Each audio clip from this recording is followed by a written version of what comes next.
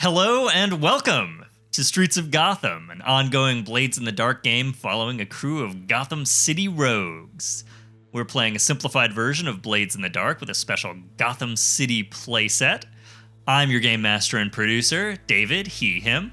I'm a graphic designer, an illustrator, and a game designer. You can check out my tabletop RPGs over at dbb-8.itch.io. I'm also on Instagram, Mastodon, and Hive as of recently, at dbrunel-brutman. Look me up over there. And with that, I will introduce our cast.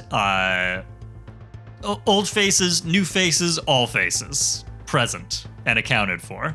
So let's start it off with Marcy. Hey y'all, I'm Marcy, aka Experimental Madness, which is still the name you can find me most places around the internet. I'm now newly on Hive and Mastodon too. You can find me on Hive under Marciful, but again, Experimental Madness everywhere else. I'm a writer and editor by day, and by night I play awesome characters with awesome people, and I'm back playing Jacky Ripley, friendly neighborhood hitwoman, disaster child, absolutely having a normal one, still continuing, ongoing, it never ends, and Harvey Dent's girlfriend. All right. Out of all the things that I just said, that's the most normal thing. So it's the most normal thing and the thing that she is least normal about. I think it balances it out. Right? Mm-hmm. All right, let's go down to Hopper. Hey, that's me. Finding that unmute button, baby. Oh, I can't talk. I just woke up. What's up, everybody? I'm Hopper. My pronouns are they, them, and I am a professional arborist and professional game master based out of Brooklyn, New York. You can find me online. I still need to make a bunch of accounts thanks to social media. But you can find me online primarily these days under the Legend Tree. Though if you want spicy hot takes and bad opinions, you can follow me under Fail Deadly. That is with a 3 instead of an E. And I'm reprising my role as Olly, our ace playbook getaway driver, who also uses they, them pronouns, who is fine. Real good, real fine, totally. Ooh, this went great. And yeah, another 100% normal character having a normal time for all of us. Poison Ivy's personal driver. That's a great description of the dynamic. Yeah, and I'm sure we won't get into that at all. Pooja. Hey everybody, I am Pooja. You can find me at Pooja on the Dying Twitter and Tumblr, and you can find me at Poojaberwalkie everywhere else, including Hive and technically Dice Camp on Mastodon, even though I haven't done anything there. And I'm trying Post. I don't even know if that's going to be anything. Who knows? No, that's a new one to me entirely. It's where a lot of the journalists seem to have gone. Like, I had to sign up for a beta and wait for like 2 weeks to get in. I don't know, whatever. But anyway, I'm back playing Manny Quinn, the wife to one Harley Quinn, who is very broken but happily reunited with her wife, and not at all worried about Batman coming after them. No, why would you be?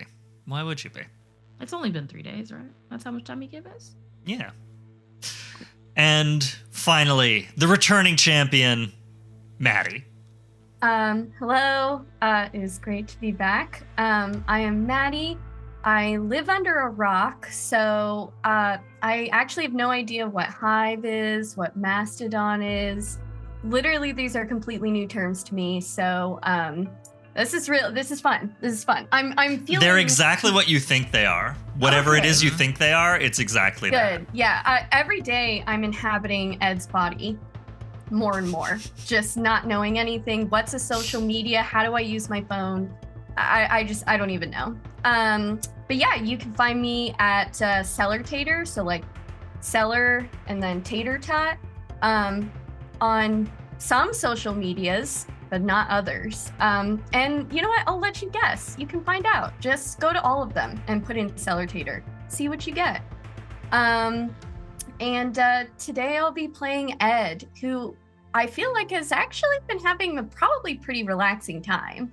Like, I've just been chilling, checking the news, I guess. Maybe playing some Mario Kart. The new tracks they're dropping. They're drip feeding us the tracks. Getting some R&R. Yeah. So Ed's probably doing great. Yeah.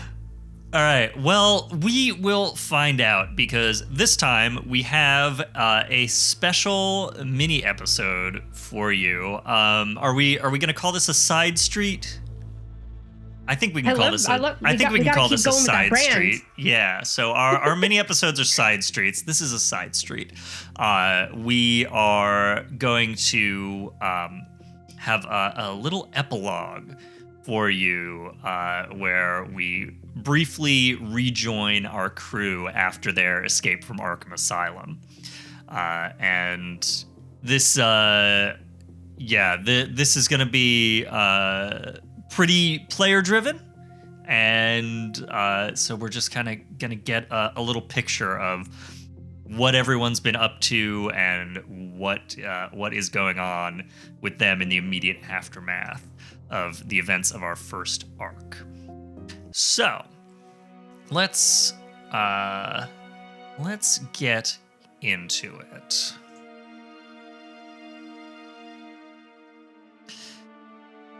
We rejoin our crew 3 days after their breakout from Arkham Asylum.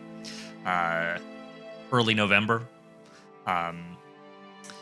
The four of you, in addition to Harvey Dent, Poison Ivy, and Harley Quinn, have been hunkered down in a Safehouse that Catwoman took all of you back to after the breakout. So Ed, you were there much earlier in the evening, and the rest of the crew came in sometime after, probably pretty late, probably actually pretty early in the morning after Halloween night. Catwoman has procured for you a semi-abandoned warehouse. You're in kind of a no man's land district, industrial district of Gotham. One of those areas of the city where nobody really lives. You have some, light industry. You have warehouses, distribution centers, sort of wholesale type businesses over there. And it's just a lot of gated lots topped with razor wire. These sort of big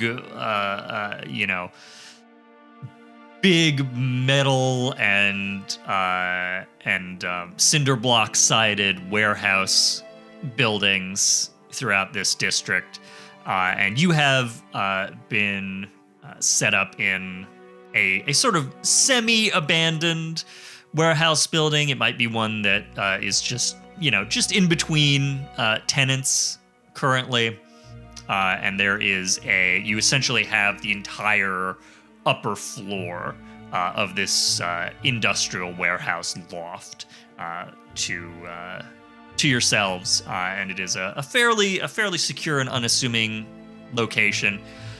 And you have all been recovering here for a couple of days. You had that 3-day head start from Batman that you negotiated, and we are on day 3 now. Catwoman has been bringing you supplies. I think there's probably some old but serviceable furniture kind of scattered around this loft. You know, so there's a bunch of mismatched old couches.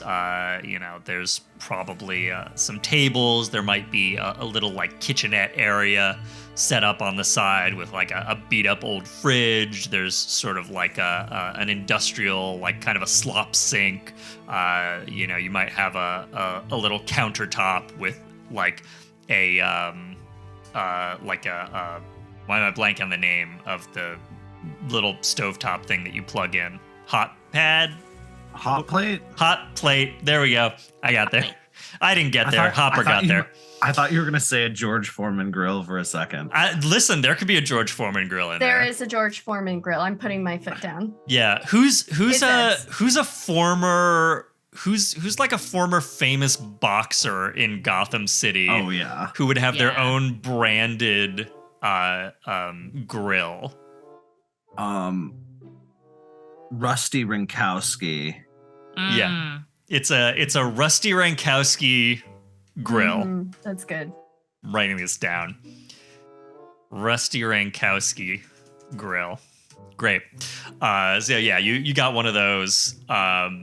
You know, there's probably like a small bathroom off to the side of the main sort of loft floor. There might be a couple of little side rooms, like some closets or like some rooms that are maybe supposed to be offices that you might have been able to set up as bedrooms.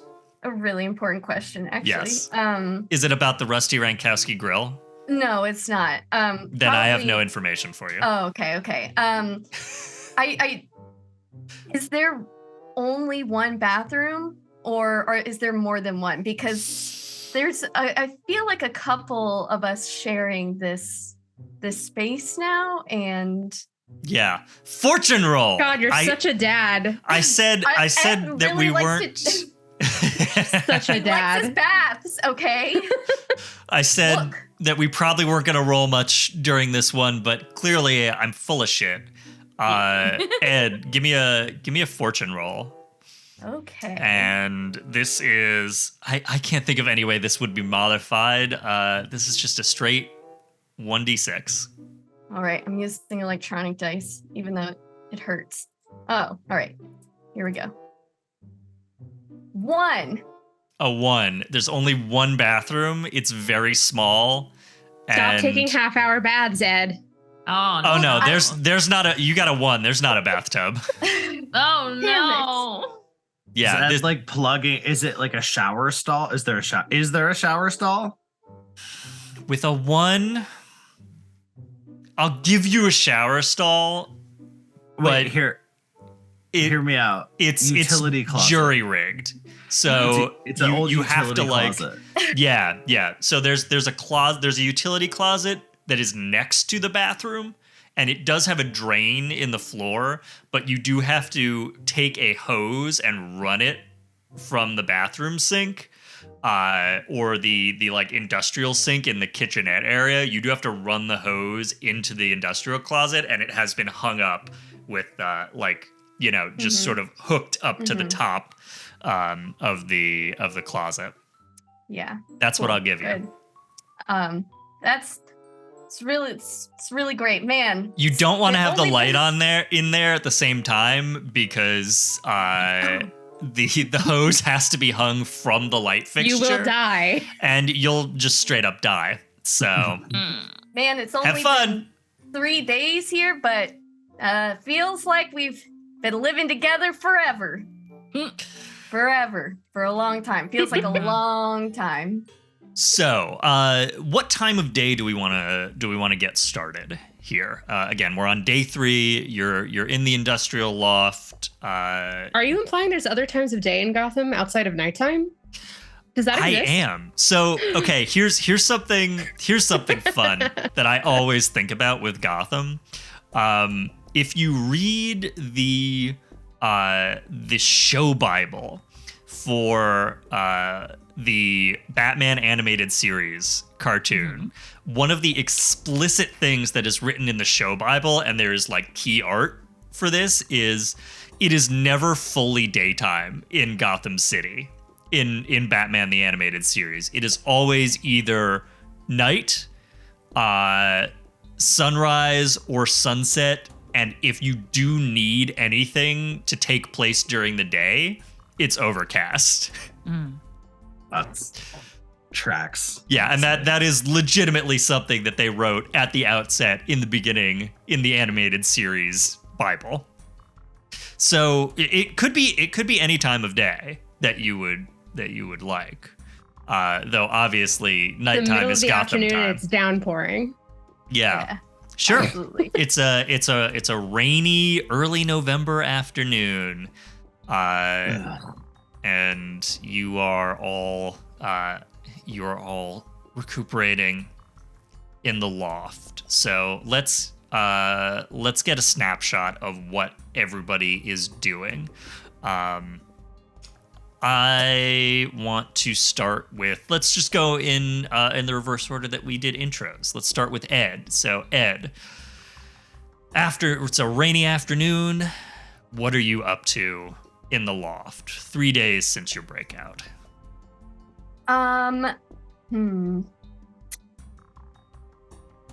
think that, so, okay, 3 days, one bathroom. Just 3 days, one bathroom, and a rusty Rinkowski grill. Which is the name of your memoirs about this period of time in your life. Absolutely, yeah. He's working on his memoirs. No, I think Ed has mostly been keeping to himself a little bit. You know, everybody's kind of here with their villain SO. And, you know, and I think Ed is still, carrying a lot of guilt from, having, been taken out of the action so early, like not being able to help, like maybe if I was there, like I could have, maybe Jacky wouldn't have gotten shot or, and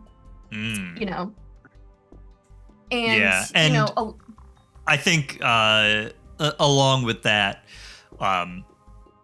Isabel and Mila were with you here briefly. Catwoman brought the three of you all back here, but I think they certainly by the morning after took off.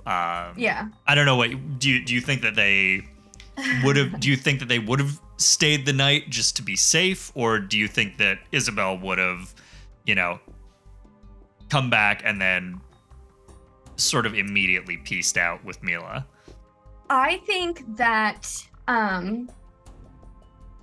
okay, so the crew got back later that night. I think Izzy and Mila would probably have stayed a couple of hours, just to see that the coast is clear. But like, as soon as, I'm sorry, like, again, Harvey Dent, Poison Ivy, Harley Quinn are rolling up on the scene.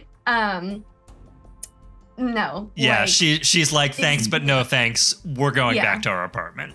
Absolutely. Yeah. Okay. So I think they absolutely would have left.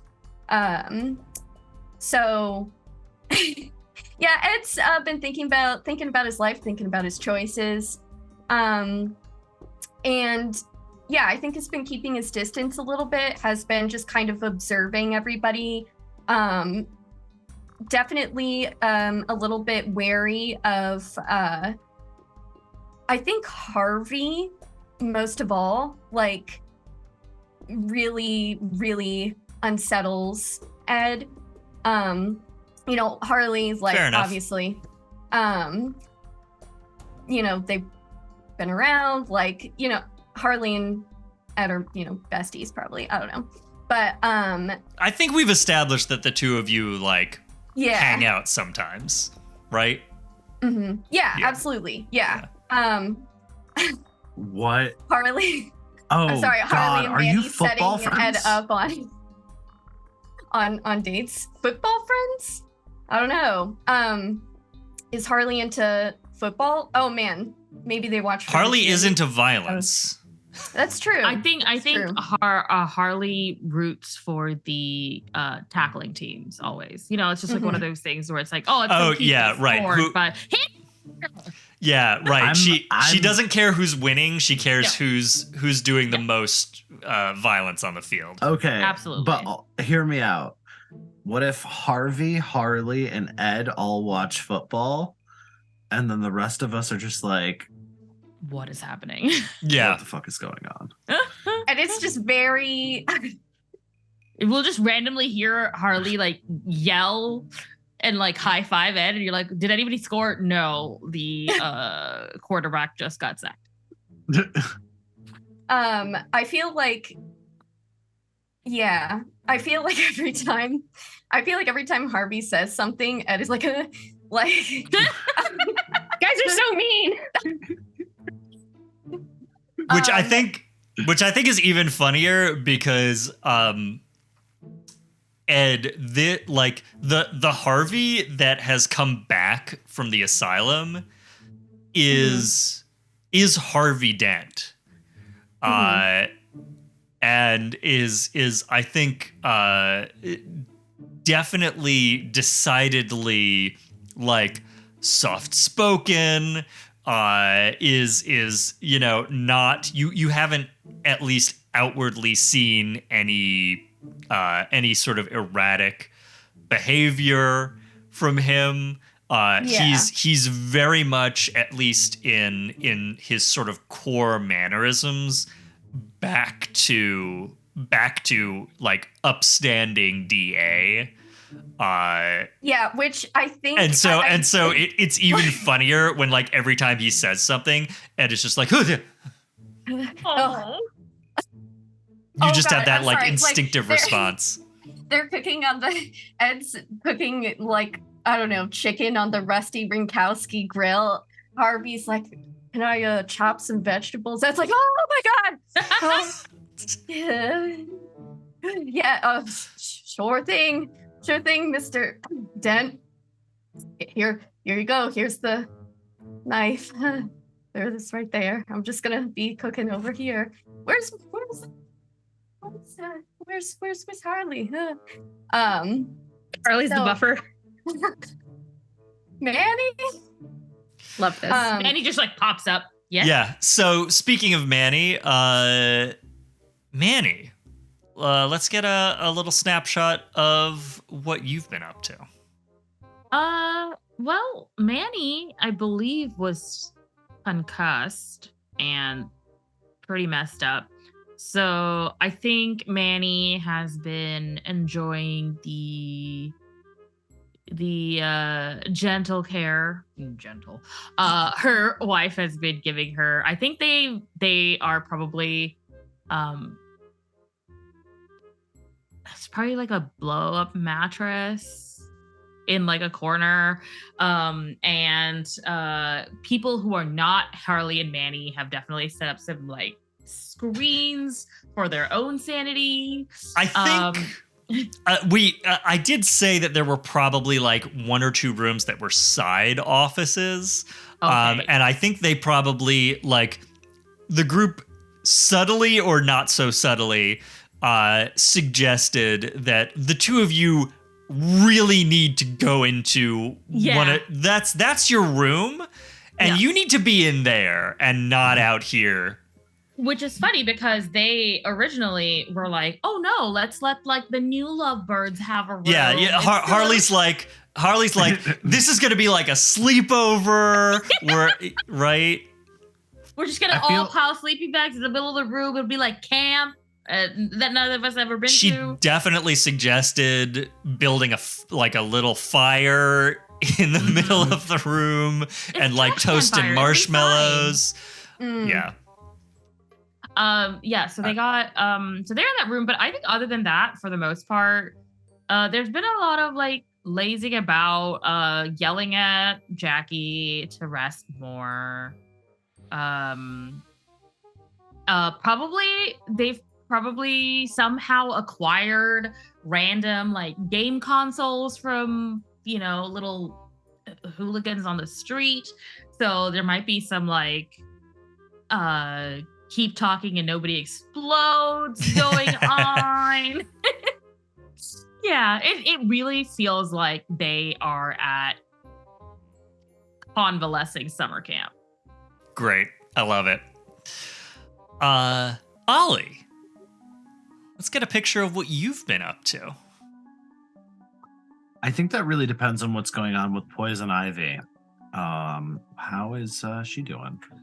Yeah, so I think we established that Poison Ivy was basically out at the end of the episode. We had you carrying her through the woods back to the car that Catwoman got for all of you, and she has not woken up. Whatever happened to her in the asylum, even though she was able to sort of rally and kind of get herself up and out, the exertion of that, and very specifically the exertion of sort of having to use her abilities in a number of ways. You know, she did have to process the fear toxin to get out of the medical building. She did some very intense science with Batman to get that antidote, and that probably required some degree of using her powers and sort of exerting herself in that way. And I would actually have to go back. I don't remember what the specific... Does anybody remember what the specific event was in the car that finally kind of took her out? Yeah, it rolled over, like down a hillside. It was a bunch of flippy flips. There wasn't more to it than that. I think it was more like she was I think you already rolled for it, Hopper, and it didn't go well, and that's what resulted in her being. Remember when I rolled all those 6s and 1s? Yeah. Nonstop on advantage on rolls with 2, and then the last session it was just nothing but garbage. Okay, so I don't think it's that she was seriously injured in the car accident, but perhaps there was some internal exertion of her kind of plant powers that prevented her from being seriously injured, that just kind of took her out. And she has essentially been comatose for the past 3 days. She may like sort of slip in and out of consciousness. You might be able to wake her up enough to eat something and drink something. But largely she has just been, I think, Olly, you would maybe even look at it as hibernating. Yeah. I think Olly has taken one of the other office rooms and has confiscated however many cots we had. At least one of those is going in there. Has Catwoman come back in the intervening time? Yeah, for sure. She's been in and out. She probably comes in a couple of times a day to get you guys, food, any supplies you might need, soap for the bathroom. I think she comes back with like a DVD. A DVD, a DVD. One single DVD. What is it? What is it? That's a great question. What's the single? Ocean's 11. Oh, okay, great. It's it is a bootleg. It's a single bootleg DVD of Ocean's 11 that she was able to find. It's bootleg on principle. I mean, yeah, on principle and on practicality. But yeah, she's been in and out a couple of times a day, and I think she like very specifically, you know, when she comes in, she I mean, medical supplies for sure she's bringing in. She very specifically goes and checks on Ivy, and I think other than that, it's kind of Olly, you and Harley are sort of rotating between checking on Ivy, sitting with her for periods of time. You know, Harley like has quiet time with Ivy for a little bit, and then like goes out and has decidedly unquiet time with Manny. I think and then you rotate back in, Olly. Olly would have made a request that for some grow lamps. Yeah.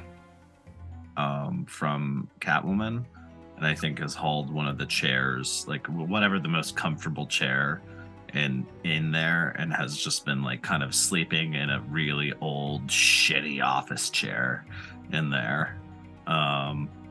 But largely, I think Olly has been even more stoic and even more quiet. I think there's been a couple times where the most activity you have seen is an incident where the only functional person was Ed, and Olly just Harley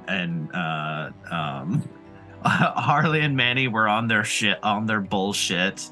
And I think that Jacky was being fucking feral. And I think there was one point where tensions were getting high, and Olly just walked out and just sprayed everybody with the hose, and then went back into the room. Hilarious. It's literally like feral cat in the hospital, and then also you two get in the room. He shorted out they shorted out the DVD player, so now we can't watch the bootleg Ocean's 11 anymore. God damn it. Ed can fix it. Oh, that's true. Make Ed roll to fix the DVD player. Does Ed want to? Think on it. I feel like at first Ed's like I can't watch another fucking second of that. And then, you know, Manny and Harley have unquiet time. He's like, never mind. I'll fix it. Unquiet time. Yeah, they're unquiet time. Can I make a suggestion that every time she comes back, she brings a new DVD, and the next time it's the butthole edition of the Cats movie? All right, you said it, so it's canon.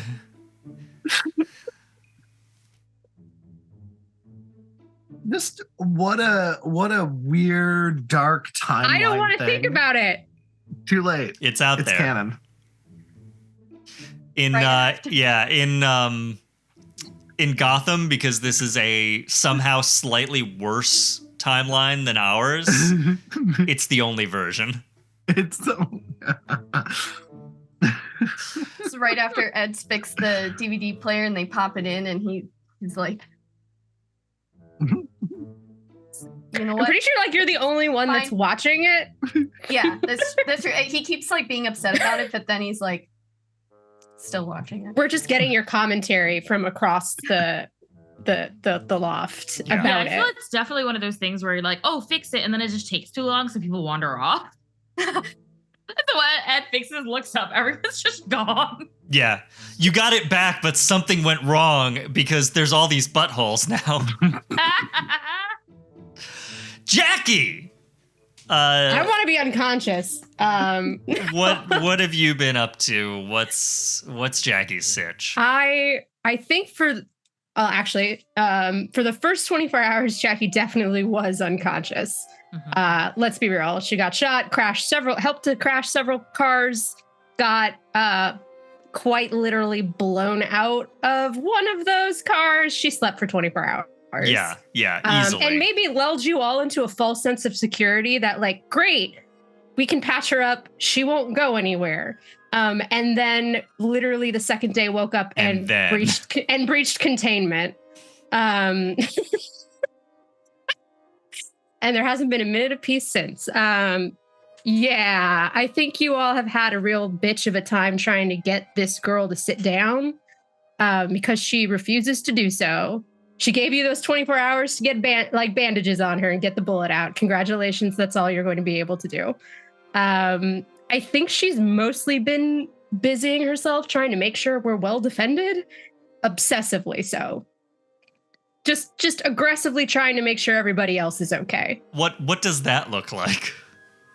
Well, if we do have some weapons, and I'm sure she's pestered Selena every time she catches her to bring something each time, whether it's more ammo or more guns or something. She's been like counting whatever ammo we do have, making sure like weapons are cleaned, probably obsessively. She's working on those. And maybe sneaking up to the roof when she's able to try to lay down some sort of trap situation, like trapping the doors, trapping the windows, making sure everything outside, like she's just taking like clear inventory and making sure that any exits or entrances are accounted for, covered, and y'all know about them. She's not just going to do something and not tell you about what she's done. Good, but it's more if you blink, if you take your eyes off of her for a second, she is no longer on a cot or a mattress, whatever, or couch or whatever we have available to her, and she's out of there. She's gone. She's she's a cat at the vet. All right. Making a note of that. Cool. So, how do we want to kick this off? Do we want to start with everybody? Do people have individual scenes that they want to start playing? What do we feel like?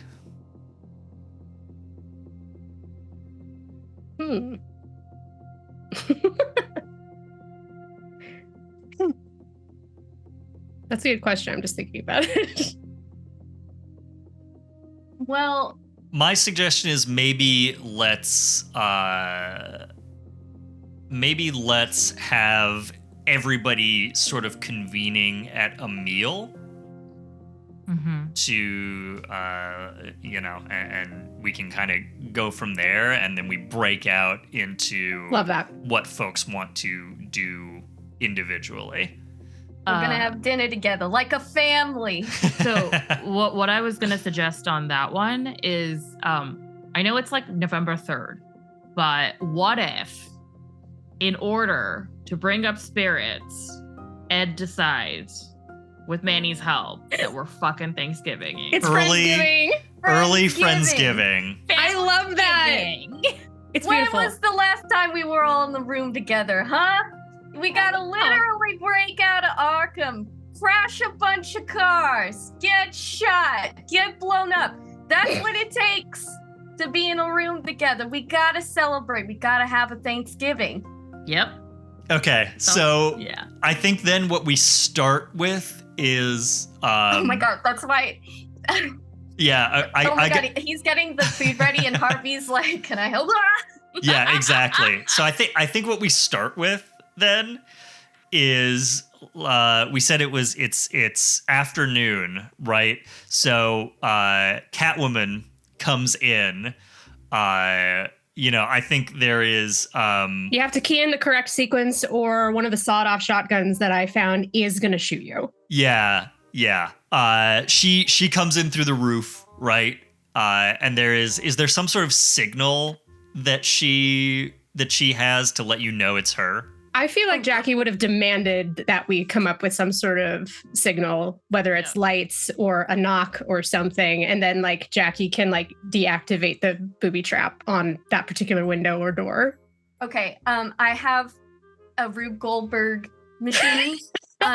So let's say that in this safe house, there's one of those cat clocks, that meow has a different cat meow for every single hour of the day. So you say this like this is a thing that people know about. It's not. Oh, I love that it is. Look, now. It is now. Okay, Yes. when I know when you what you're say talking about. is it like an like one of those like Felix the cat like eyes back and forth tail wag clocks, and it also has meows? Sure. That's what I was thinking it was. Okay. I was thinking, so my old roommate had this clock, and every hour had a different like picture of a cat, and every hour on the hour, like a different cat's meow. This is not a regular thing. I do want And you're that. describing it like it's a regular normal thing. I genuinely thought it was. My grandmother had this clock that had different birds.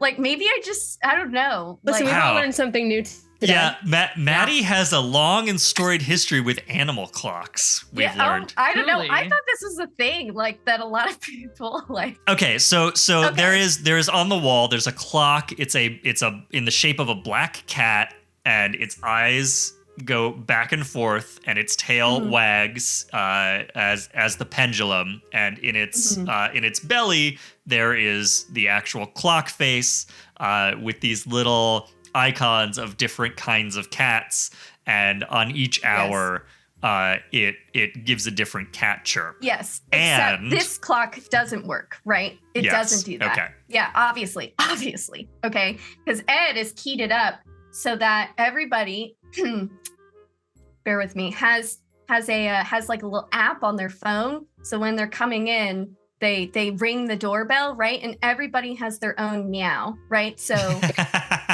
I think Ed's meow is like Mo. I mean, feel free to come up with your own meows. Is Jacky's a It's just hissing. Oh. No, I want it to be after the cat that I live with, Houdini, who's a big orange boy, and all he does is like he doesn't want you to know he's meowing because that implies he wants you to know that he wants something, and it's the saddest, most dramatic sound I've ever heard a cat make. We call it it's that. It's quite literally woeing. We call it woeing in the house. It's woeing. When Goblin does that, we call it his desolate meows. Yeah, that's it. But that's all he does. That's whenever he meows. So like my roommate and I pop up and go, "Are you okay?" every time. And he knows that's what we'll do. So he keeps doing it. Yeah. Perfect. The vicious cycle. He's trained you. Yeah, he's adorable though.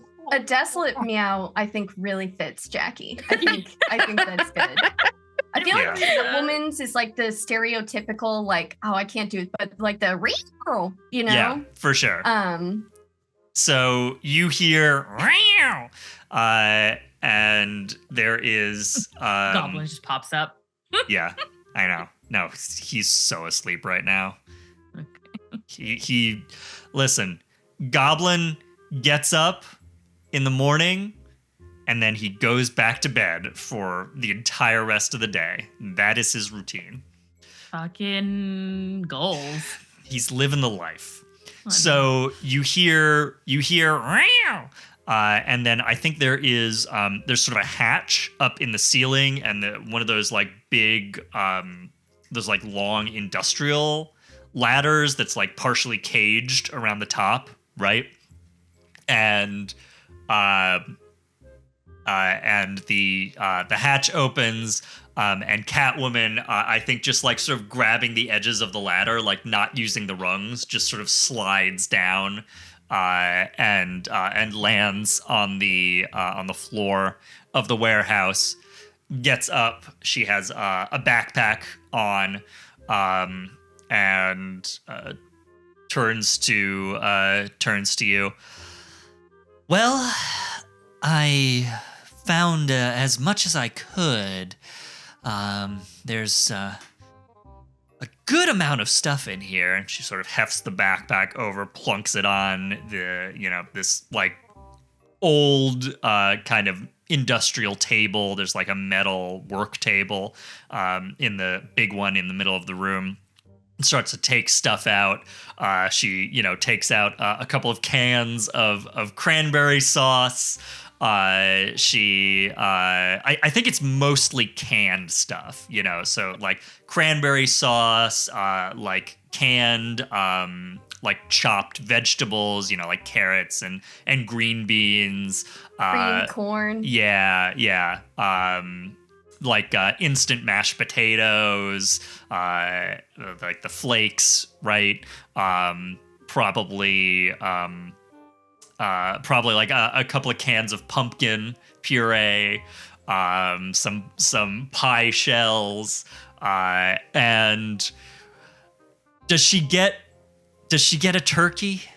What's the centerpiece? Do we want to roll for it? Like a Costco rotisserie chicken?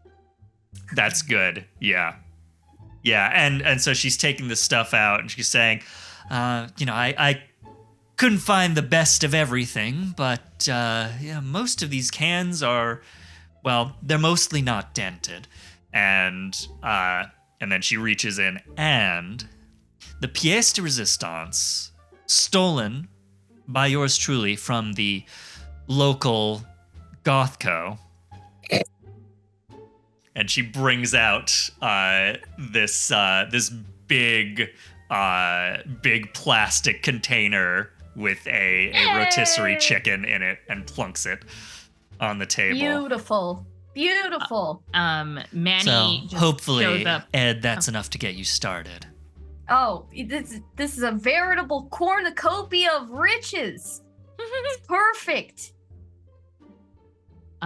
Manny, when the chicken comes out, will go and show up and just hand Catwoman a plastic cup filled with a beverage. It's not mulled, but it's also not mulled. It's like half, we tried our best with like the spices we had kind of a situation. I really am struggling to believe that like at least one person in this crew has not like made moonshine before, like there's definitely at least one person 100% who's made has. moonshine. She's from the South. Yeah, Right. it's like spiked apple, like apple cider. We've accidentally touched on Manny's actual ass backstory. Oh yeah. Oops. Perhaps. That's not canon. That's not canon. That's a joke, dear listener. No. Manny is she is from the South, and she's I love done it. some shit. I think Olly is spooning out a bunch of whatever. You said there's green beans. We gotta put it together. You can't just eat from the can like an animal. Oh, Olly and Jacky 100% were about to start doing that. Yeah, I like think one of you the two of definitely us- has the can up and like a spoon, and you're like, Right.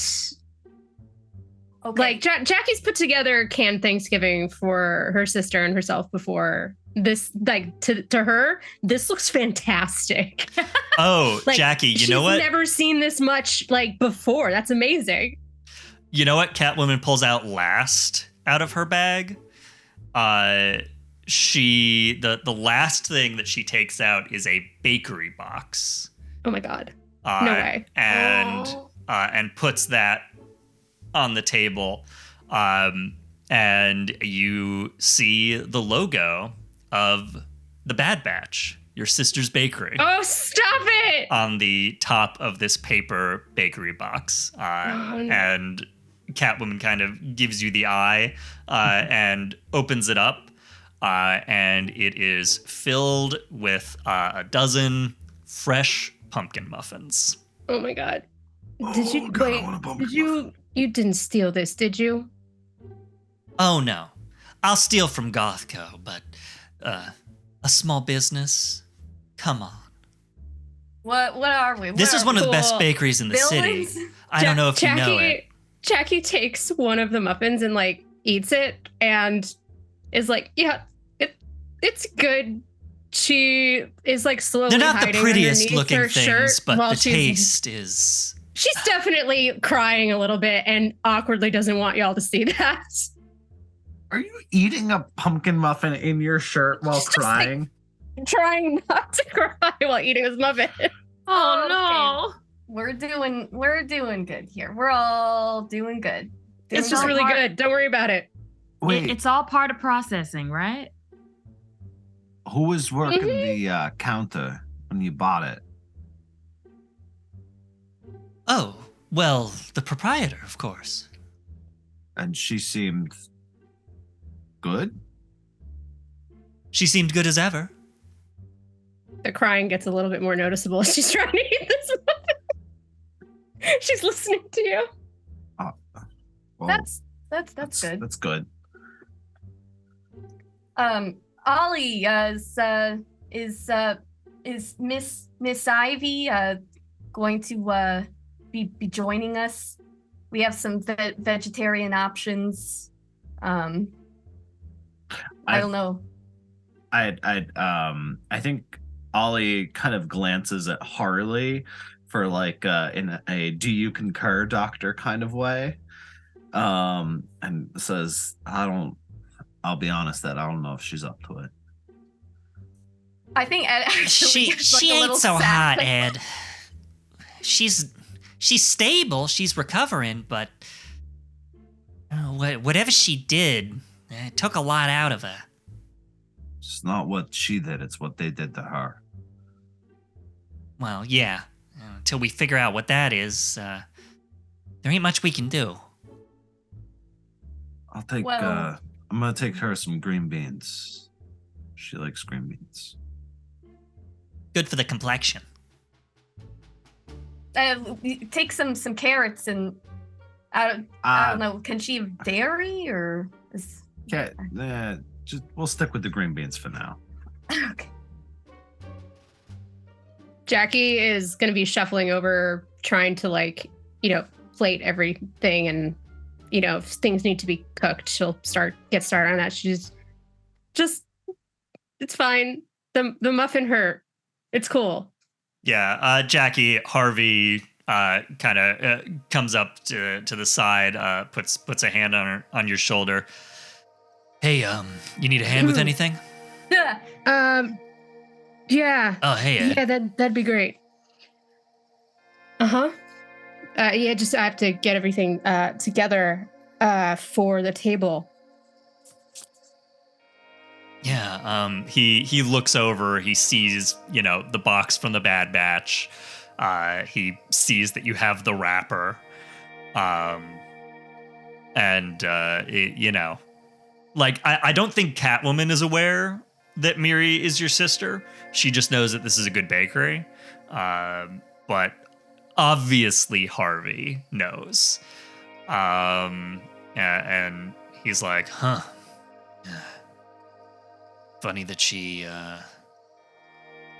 would bring those, huh? Yeah, funny. I don't know if it's if she knew who it was going towards, or if it's a peace offering, but it's nice to know that she's okay at least. So there's Yeah. that. I know you've been worried, Yeah. especially after I don't know. I don't want to. Especially after what Crane was talking about. Yeah, if she's okay, then it's okay. It's like I told you. He was just messing with you. I hope so.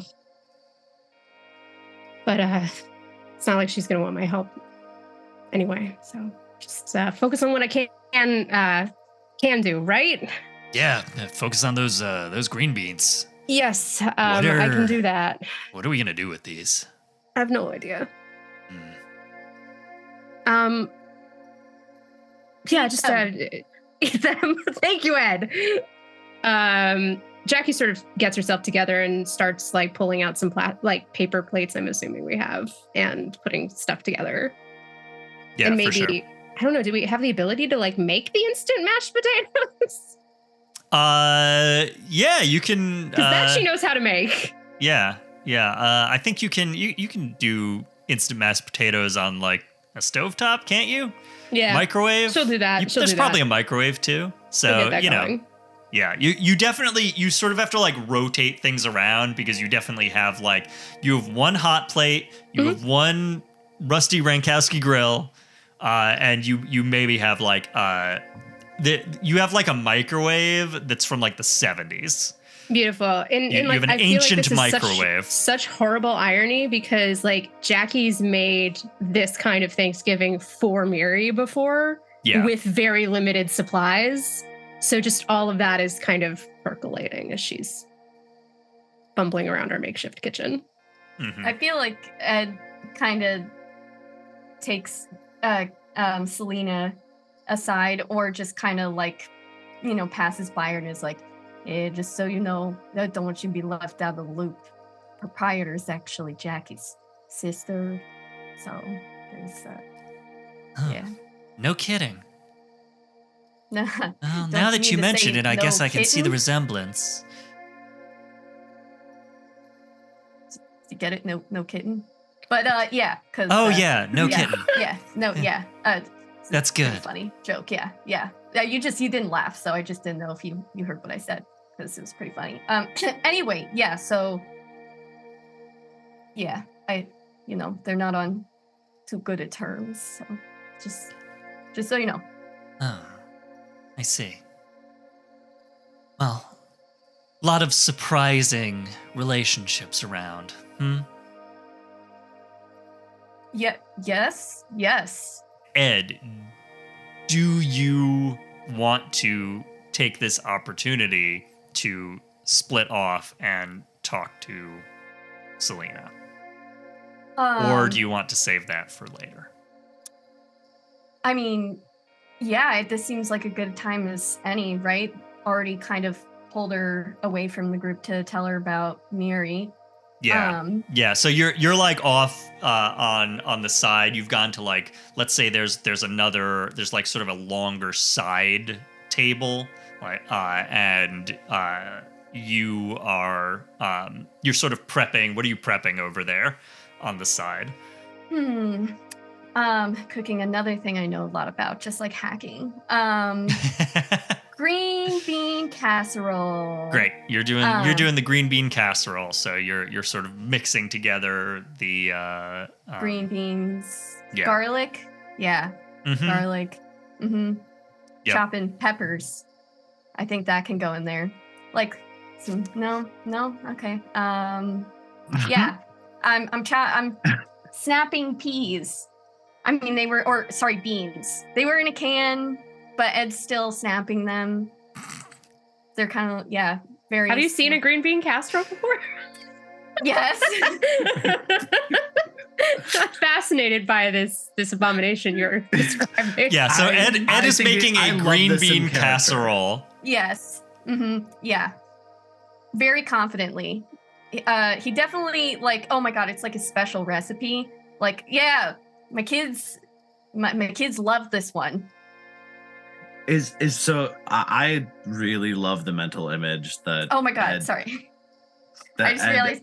Go ahead, sorry. The snapping bit? Did you just realize the snapping bit? No, I just realized he said like, oh yeah, my kids love this one. I used to make it for them all the time, right in front of. Yeah, Selena kind of arches an eyebrow at you, and she's going to. She I don't think has yet peeled her cat mask off, so she's going to remove the cat mask, puts it on the table, and she sort of leans back against the table, crosses her arms and legs, and sort of fixes you, Ed, with a bit of a wry expression on her face.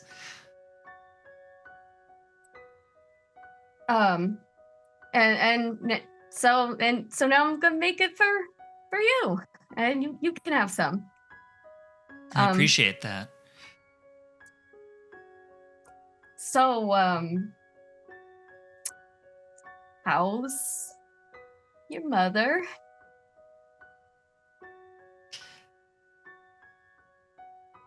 Ed, Dad. Yep. What do you remember about her? It's a great question. Just pulling up my document. Yeah, Ed says that. Let me just pull up my notes. Yeah, and this does present an interesting question, though, Maddie, you may have answered this already, which is,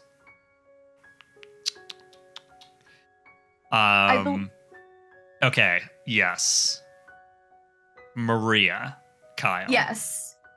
Is Catwoman's mother in this? Yes. In this universe, because I know, like, canon-wise, her parentage has been it's all over the place in different sources. So Maria Kyle, according to my notes, is Selena's mother in our version. Yes. Well, it was to be honest, not too much. It's been a while. It's what, 31 years? How old are you? Sorry. How old do we think she is at this point? I guess so. I believe Ed had a brief fling with Maria while he was married to his first wife. And he was 20. So if he's 51 now, then Selena, okay, great. I was gonna say, is like 31. Great. I remember she was mysterious,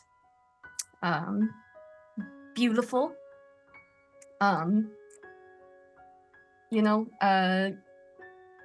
She, ghosted me. I think that's what the kids say.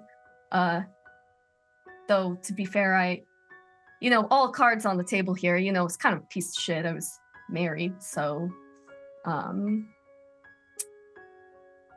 I don't really remember too much about her.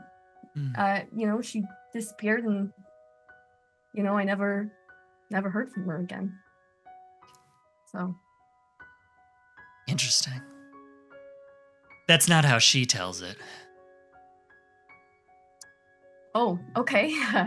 Well, what does she say? Well, to be fair, she never talked about you much. When I would ask about my dad growing up, she would always say, "I'll tell you when you're older." And here's another question for us. Is Maria Kyle still around? I'm inclined to say no. Nah. Yeah. And then I got older, and she wasn't there anymore, and I never could ask her. But she always seemed to suggest that she left a situation that wasn't any good for her. Well, she's probably right. I'm real sorry to hear about her. I mean, what happened there? I mean, no, you don't have to talk about it.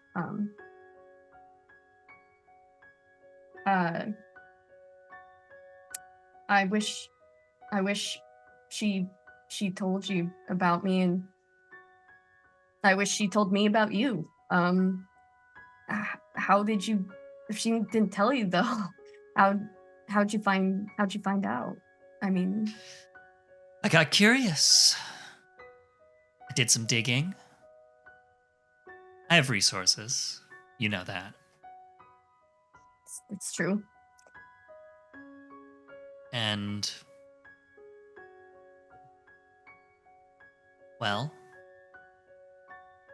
I started hunting around, looking various places, old records. I found some old documents of my mom's. You aren't mentioned by name anywhere, but The evidence lined up. I put 2 and 2 together.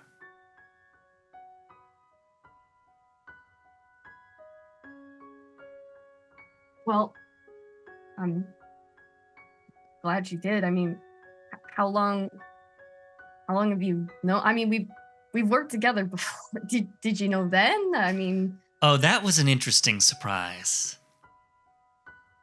I'm not gonna lie to you, Ed. I didn't think when it first became obvious to me, looking through my mother's old things, that you were my father.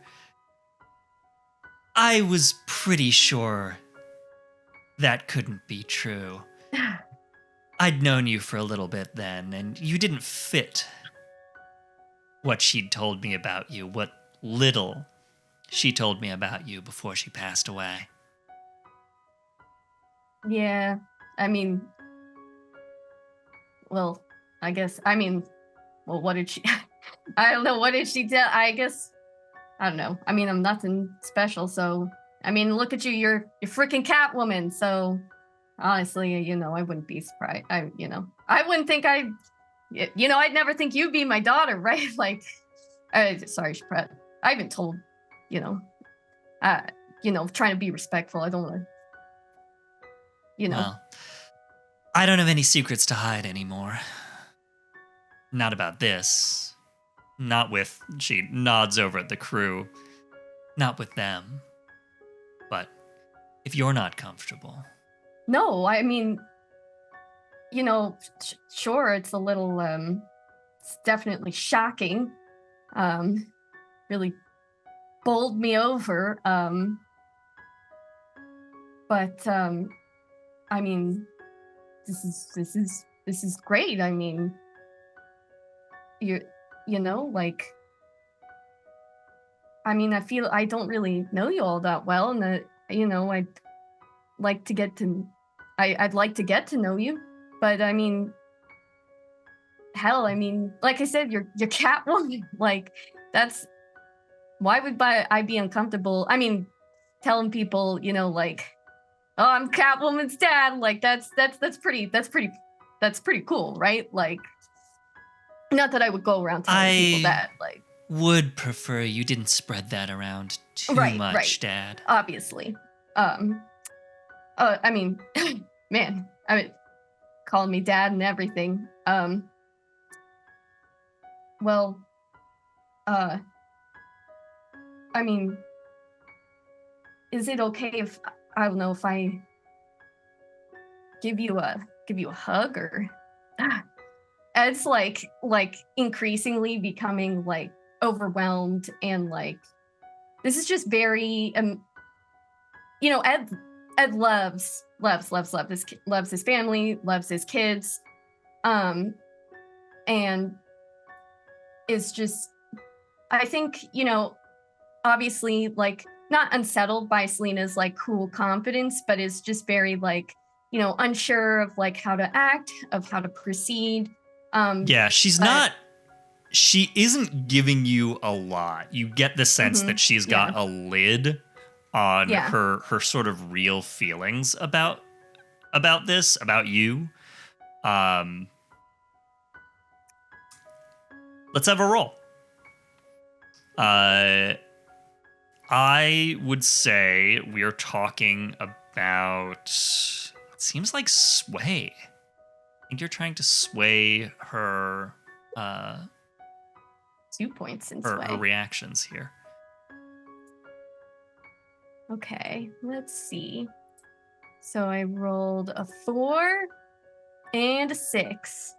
Okay, great. 6 will do it. I think you see the cool facade break. Just a touch. You get just a crack.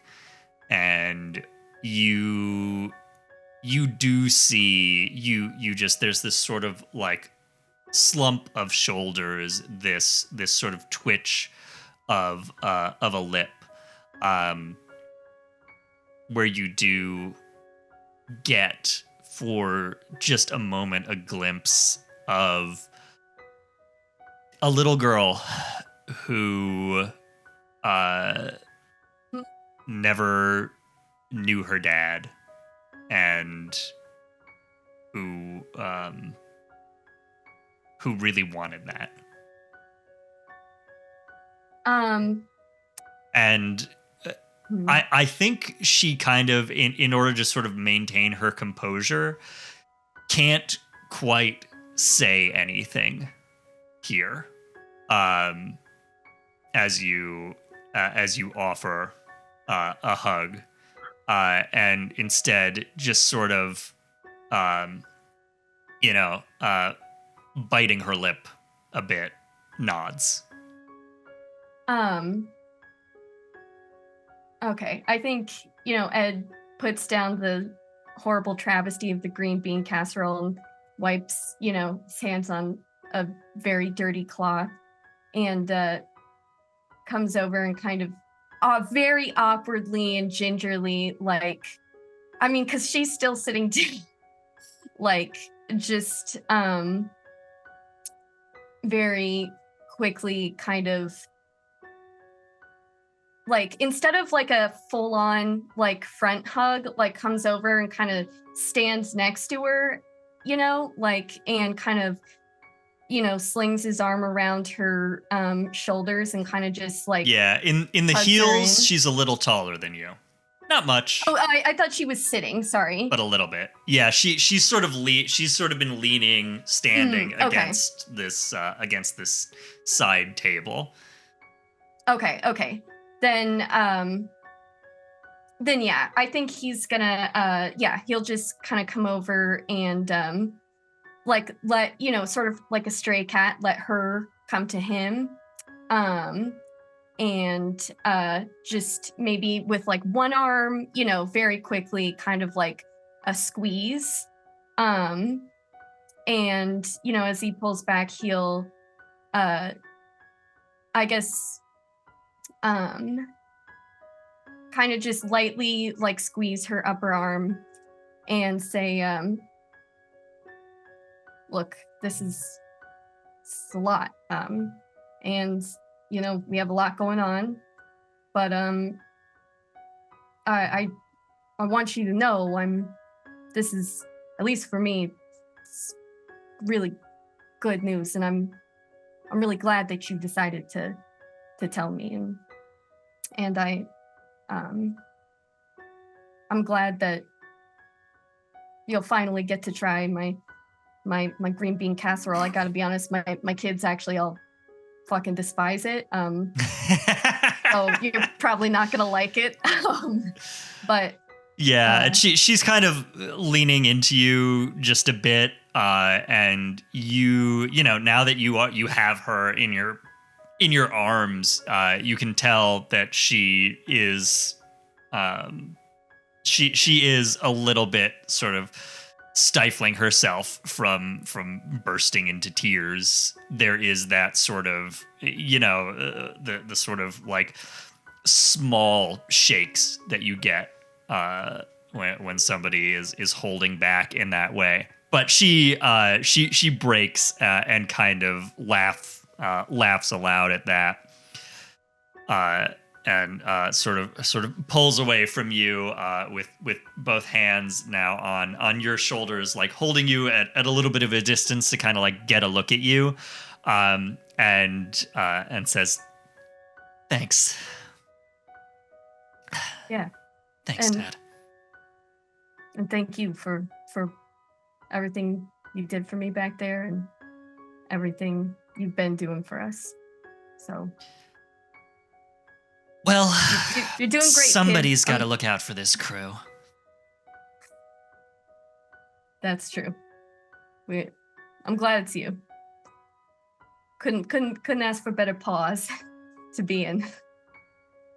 Get it? Because paws, because you're a cat, and well, you're not a cat, but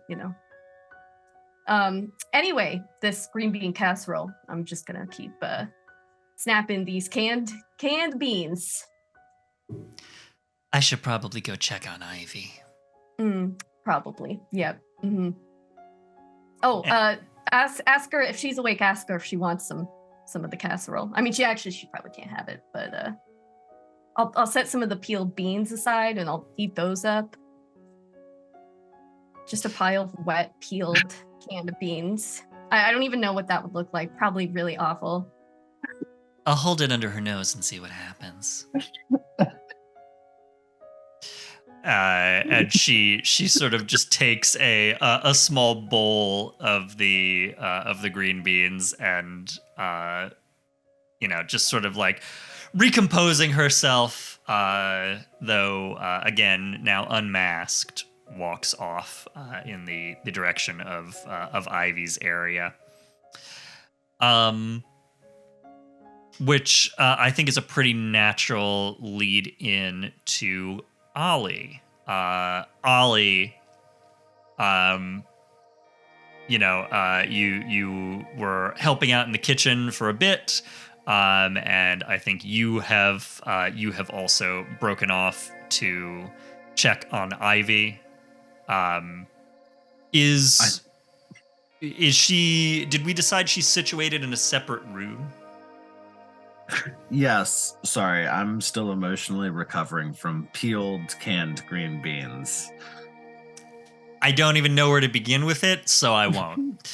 I think the idea is that this warehouse kind of like had like is semi-converted, but it clearly had a couple of side rooms. Like we have a converted utility closet, we have a bathroom, we have one room where we herd Manny and Harley into when they're having unquiet time.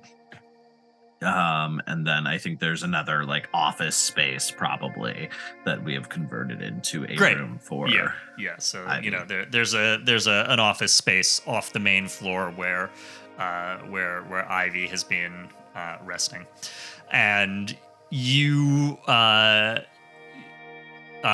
hear a knock on the door, and Selena pokes her head in, and she has a bowl of green beans, and says, "Hey, Olly, Ed thought that Ivy might want green beans. I think they're cooked.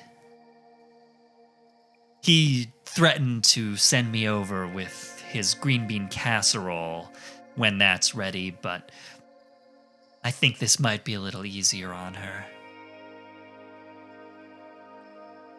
Canonically, have we experienced Ed's cooking before? I'm going to say yes. Have you? Have we? I love it. At least Jacky has. Okay, great. Oh yeah, because Jacky. I crashed at your place once. Oh my gosh. Oh, yeah. Yeah. Okay, so yes, you have all had Ed's cooking before. Is the green bean casserole the exception, is the green bean casserole the exception to the rule? Or is Ed's cooking creative in the worst way? I will go ahead and say that as the southerner in the group, Manny is not letting Ed run buck wild. Like, yeah, Ed has been forbidden to touch the mac and cheese, for example. Yeah, you're running around like, Ed, you need to put butter in all of this. You can't leave butter out of every single dish, Ed. I don't care if it's healthy. I want 8 tablespoons of that right now. I feel like Ed's other signature dish is what he calls SOS spaghetti, which is hamburgers, right? Cooked in a pan. And then the sauce of the spaghetti. So the sauce of the spaghetti is V8 juice. So you cook the hamburgers in the pan. Ed. And pour V8 juice over it. Yeah, and great. then that's the spaghetti. So Olly, and because no hipsterish Thanksgiving is complete without Brussels sprouts, Manny's doing the sprouts. Ed is not. Ed would try to boil, and she will absolutely not let Ed touch those anywhere near them. So Olly, you know about Ed's cooking. Yeah, Olly just kind of looks at Catwoman, Selena, and just goes, "It's probably for the best. I'll see if she wants someone she wakes up." All right. How's she doing? Honestly, I don't know. I've never seen her like this. Me neither. They had her hooked up. You didn't see it, but they had her hooked up. They were draining her blood into different plants and different pots. I don't know for how long. I'm still not clear on how when she ended up there compared to us. I don't know. But she was like that for a long time. And when we got her out, she started to wake up, and then after the car wreck with the Joker, she went out and she's been barely here the rest since then, and it's been days, and I'm really starting to get worried. All right. You're taking good care of her. You need anything for her or for you, you let me know, okay? Yeah. And- More grow lamps. I think maybe that'll help.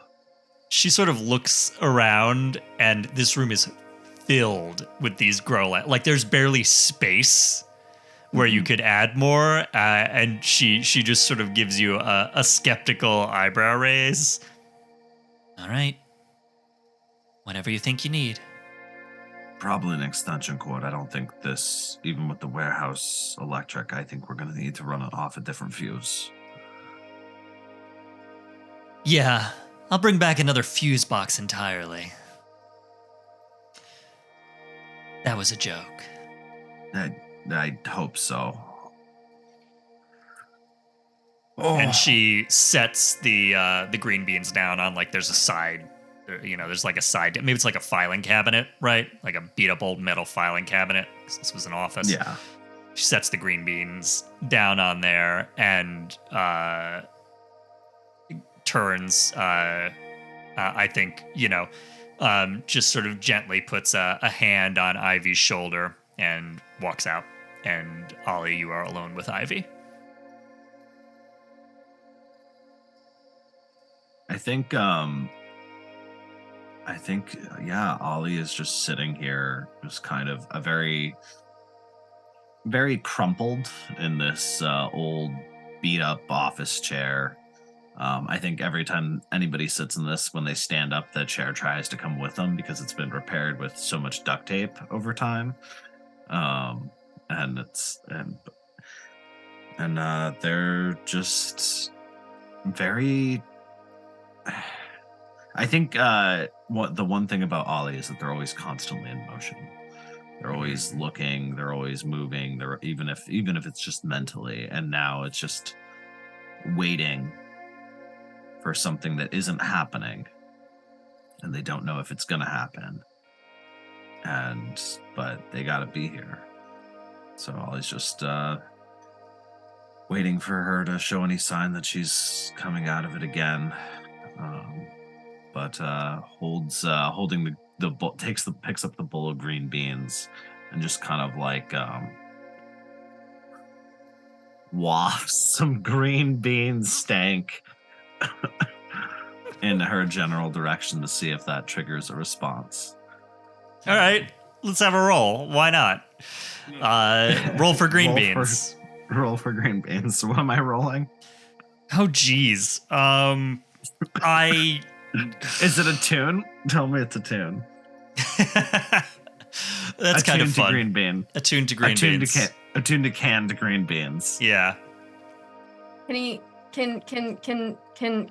Ed can Ed have helped? I was gonna actually say this actually should be with one of Ed's ratings. For like maybe honestly maybe tinker, as you've tinkered with these green beans. Do we like what do we like better? Operate? That's some operate. I feel like it's technically operate. Yeah. Okay, is cooking, here's the real question. Is Right, cooking using a blade system operate or tinker? Yeah. This is a good question. Okay, it's tinker if you are if it's about like putting the food together and making making decisions about how everything goes together, right?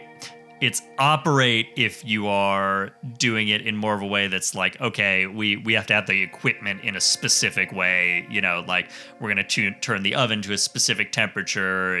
We have sort of like technical kitchen equipment that we are operating. This is probably tinker then. All right, so Okay. I'm rolling. So or Ed's Ed, rolling. what is your, because we're just doing fortune rolls here. So Ed, what's your tinker rating? 3. Okay, so Olly, give me a fortune roll with 3d6. Here's hoping that streak is over. We'll say. The streak is not over, but with 3, that is a fuck, a 5, and a 4. Okay. All right. So 5 is going to be a mixed or weak success. So, yeah, I think, and this is certainly not the first time that she has opened her eyes, but Ivy's eyelids kind of flutter open. She looks over. She says to you, "Hey, Olly. What'd you bring me? It smells terrible." Yeah, not gonna lie, Doc. It's not great, but they're doing some sort of early Thanksgiving thing, and Ed has That sounds nice. peeled some canned green beans for you.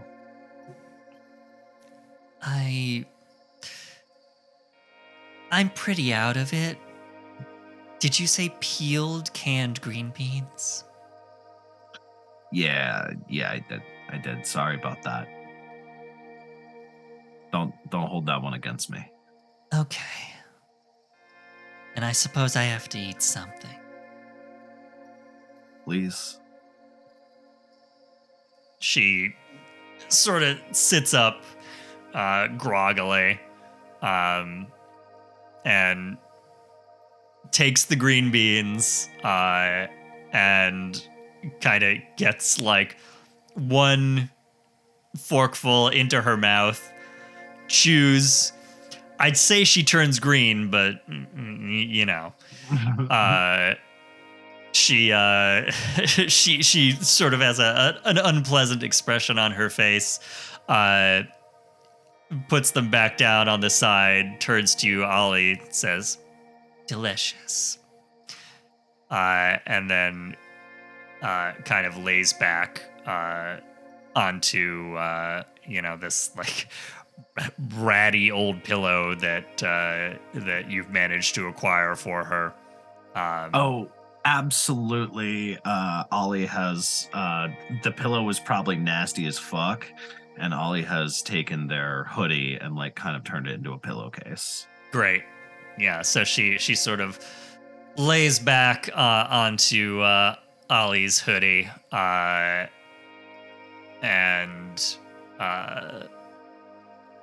just kind of drifts back off.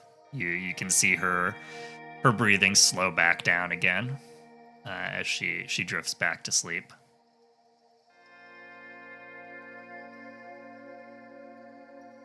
I think Olly just kind of crumples back into the chair.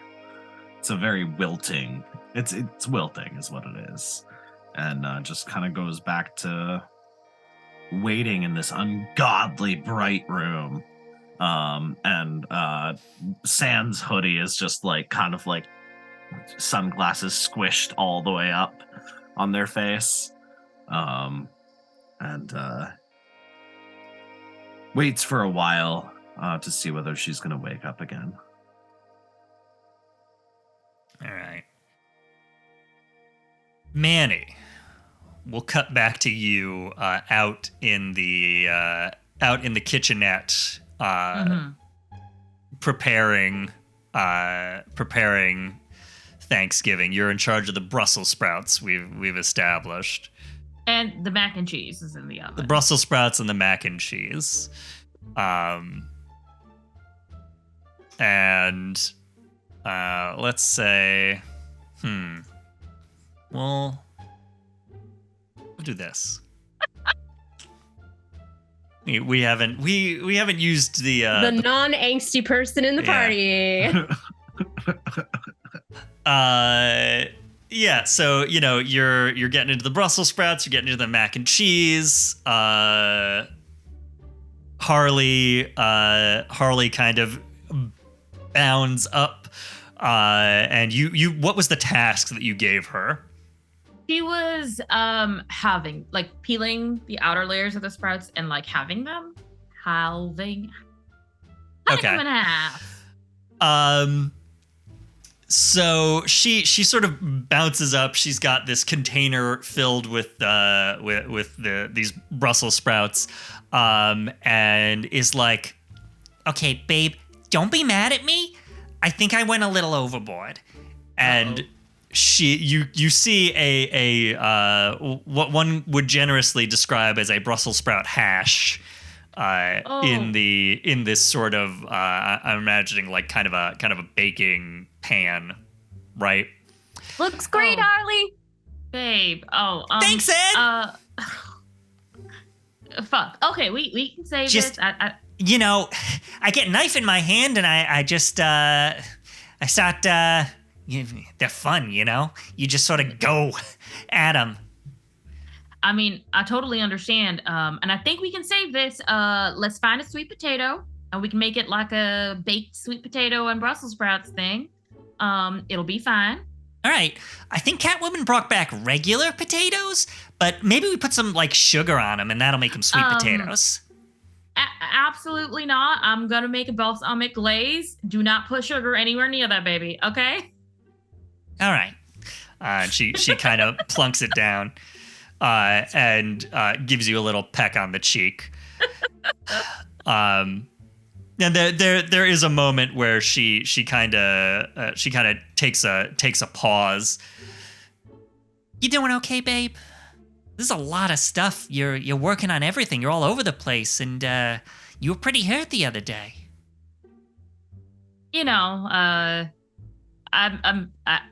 Listen. I won't be Jacky about it, but I get it. Why it's hard to just not do anything. And plus, this is easy work, right? It's just standing over a stove for the most part, and it makes you feel a little bit. It distracts me. That's good. I just don't want you to, overexert yourself. Gotta save all that energy for when we really need it. Don't worry, baby. There's a lot in store. It'll be good. Especially because and I know we're not talking about it, but it's day 3, isn't it? Oh yeah, it's day 3.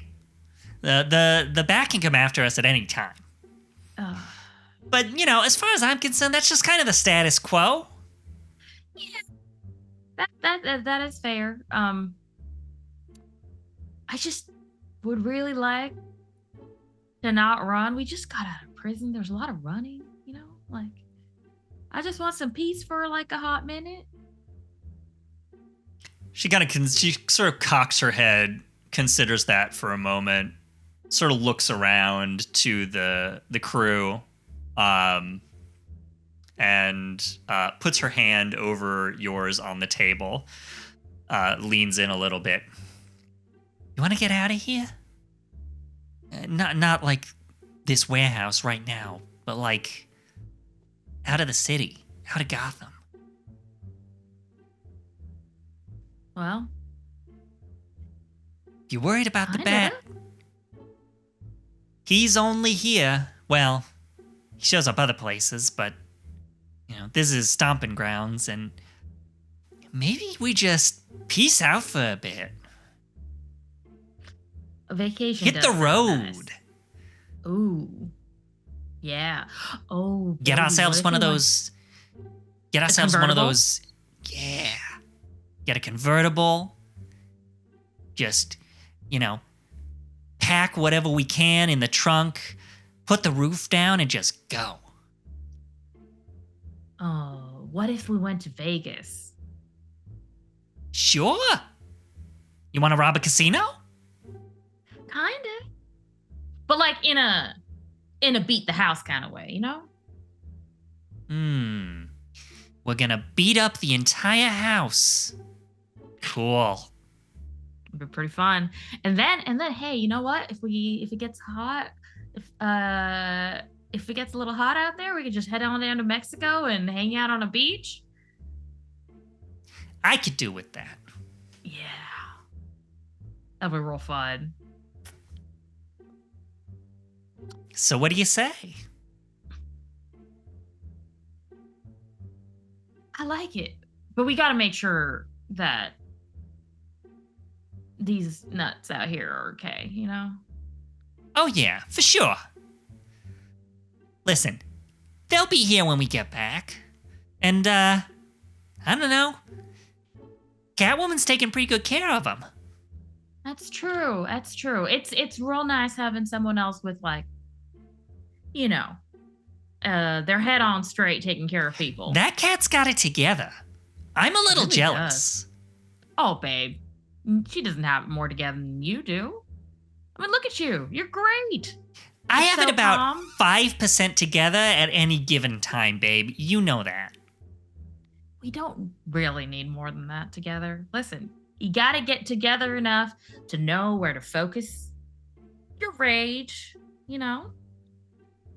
You're very productive with your togetherness, I guess. Well, yeah, it's like that thing about how, you only use like a certain percentage of your brain.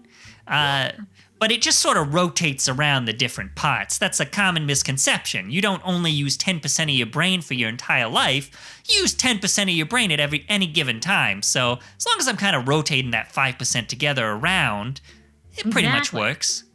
Yeah. And I call that efficiency. Now you're thinking, baby. Efficiency. That's what I'm talking about. Yeah. When do you want to leave? I don't know. Whenever you're ready. Whenever it looks like these guys will be okay. Yeah. I want to make sure they're, not actively bleeding out before we leave. Yeah, that's probably a good idea. I mean, have you has Jacky let you look at her dressing recently? How's she doing? The last time I tried to do that, she tried to bite me, in fact. Which, I'm not gonna lie, babe, was extremely hot, but also terrifying. I mean, hot and scared sounds like a real good time, babe. Well, that's what you like about me, right? You know And, it. and she kind of like plunks her elbow on your shoulder. I mean, I don't know. So where's your read on the whole Harvey situation? Like, do you think we can go up to him and be like, buddy, you gotta take care of all that aggression for the rest of us? I don't want to put that on Harvey. You kidding? What? I mean, Listen, that man, all right, he may look cool as a cucumber to you, but inside that head of his, I will tell you, there is just a roiling nightmare of violence. Okay? That is not... Listen, I say I'm like 5% together. He's like 50% together, and it's the wrong 50% all the time. Okay? oh man. Wait. This is just my professional opinion as a psychologist. Well, he's in your nuts. professional opinion, then, should we be worried about Jacky? I ain't worried about Jacky. I'm worried about Jacky. I don't know. I ain't worried about Jacky and Harvey. Okay? They're good together. What I'm worried about is when the two of them split. That's when I get worried. That's when things get unstable. You know what I'm saying? I don't even know if they know how much they balance each other out, to be honest. I feel like, that's kind of like us, babe. You know, it is. And we make it work. Yeah, we're a little feral when we're not together. Yeah, you could say that again. You know what? We'll put Ed on it. There we go. Now you're thinking. And she taps your head. What? What? I heard my name. Get in here. You talking shit. What? We talking shit over here? As Ed comes in, I think Ed, hi. We're having a secret meeting. Yeah. Manny puts an arm around Ed, and I think Harley puts the other arm and kind of just like loops him into the middle. All right, Ed, your job is to make sure that Jacky and Harvey are doing great and staying together at all times. Right. Harley's expert opinion is that they are better together than they are apart.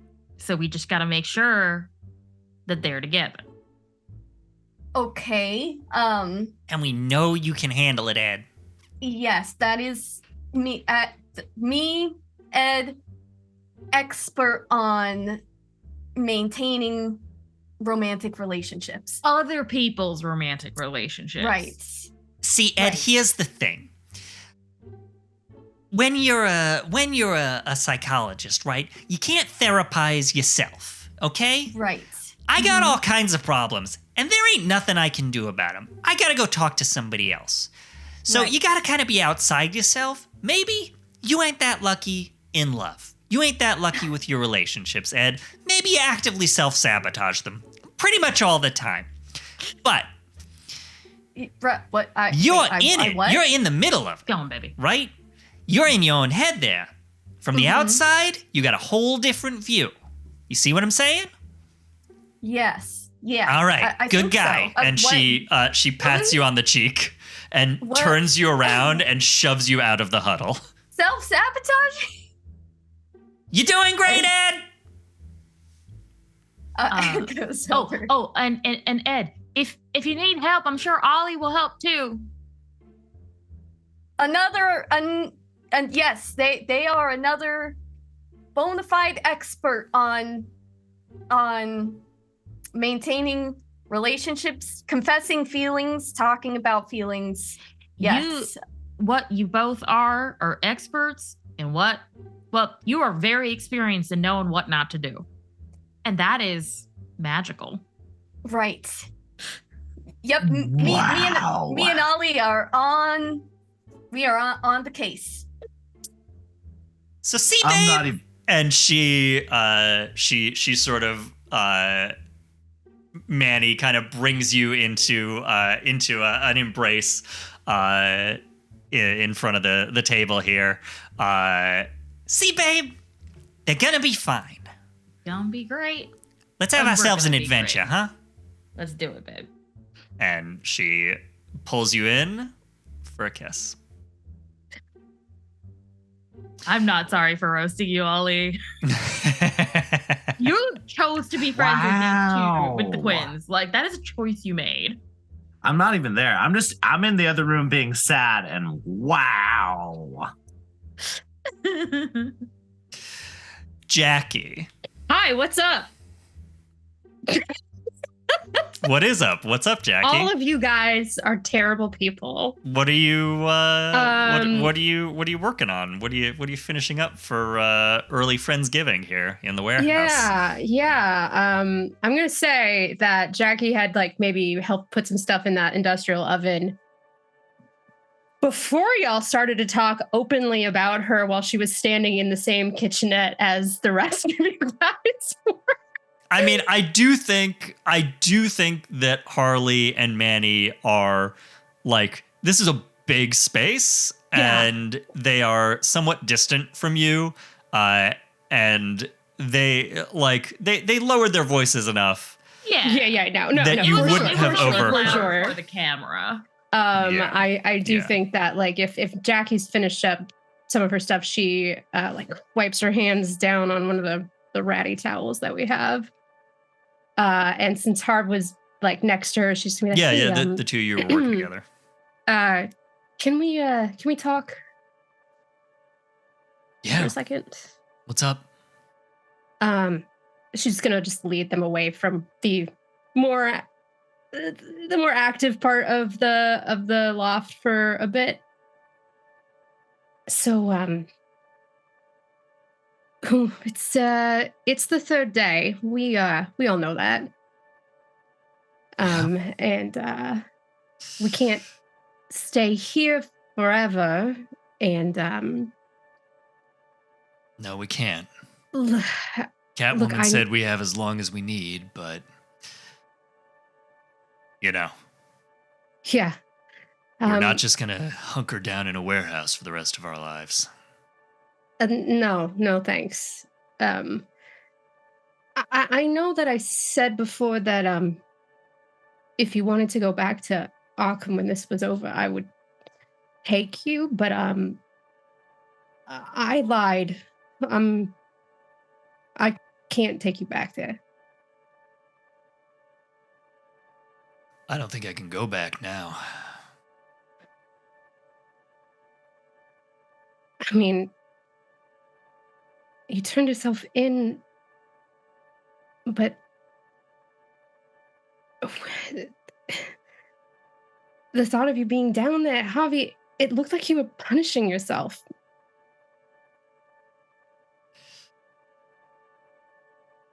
Yeah. Okay, well, that's what I do, not you. We can get you help, actual help. I know it's going to be difficult with everything, but... There's part of myself that deserves to be punished. Shut up. Jacky. 1, 2. You're sick. That doesn't mean you need to be punished. It's not the same thing.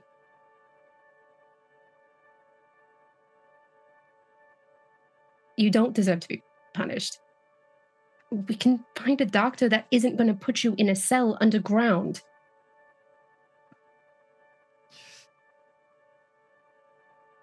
We need to do something. Yeah, we can. I think we can.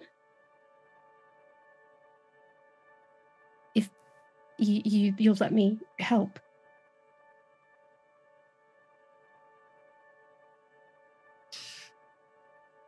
I've come this far. We both have. Look, being in Arkham for about a year, I think rewired a little bit of my brain here, but what I'm trying to ask is, damn it, I'd like us to start over.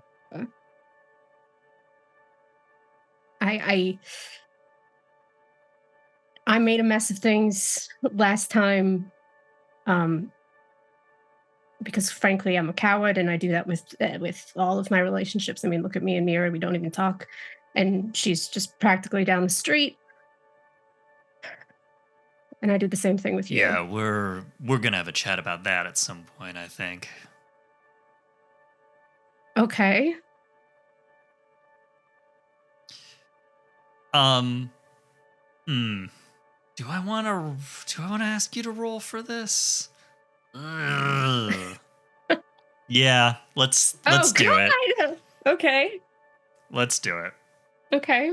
I think you're doing a fortune roll with sway.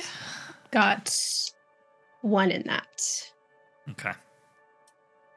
Just double checking. Yeah, just 1. Okay. All right. Roll it. Let's see what happens. 6. A 6.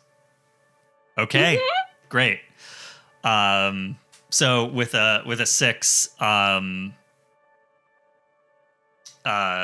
Harvey is going to he sort of takes his hand and sort of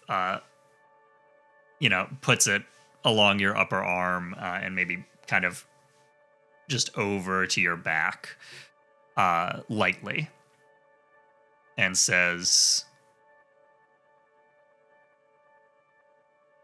"Yeah, I want to take that chance. I want to give you that chance. I want that chance." I honestly didn't know what you would say to that, given everything that's happened.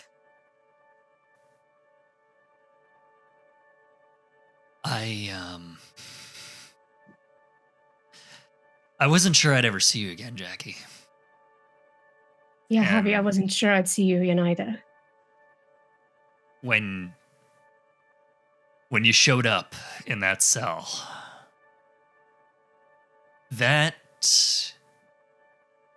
well,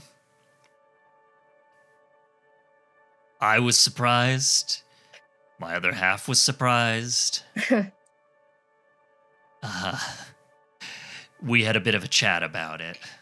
I don't know if you could tell. I can always tell when you're talking to him. He likes you for very different reasons than I do, Jacky. Harvey? But we both decided to go with you. And I gotta stick with that. Reaches up, puts one hand on his unscarred cheek and the other, very gently, on the scarred one. Both of you say you care about me. And you've always seen me, despite everything, as somebody that might be worth a damn.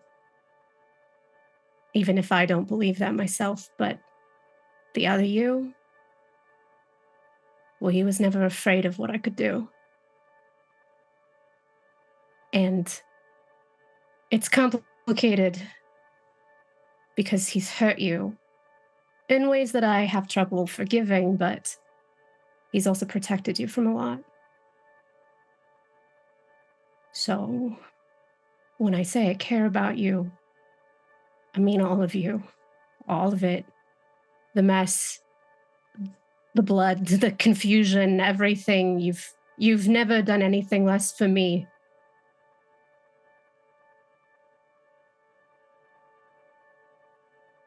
It's the way it is.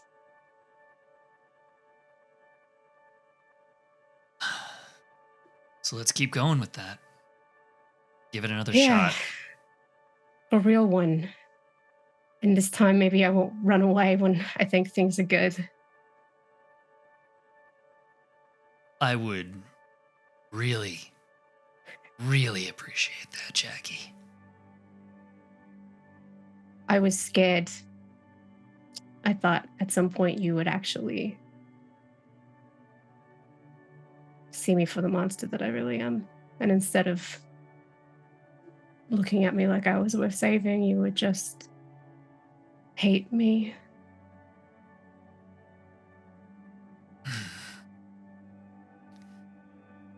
Yeah, that's pretty funny. I was thinking the same thing every day. Maybe we should try talking to each other more often. It seems to help.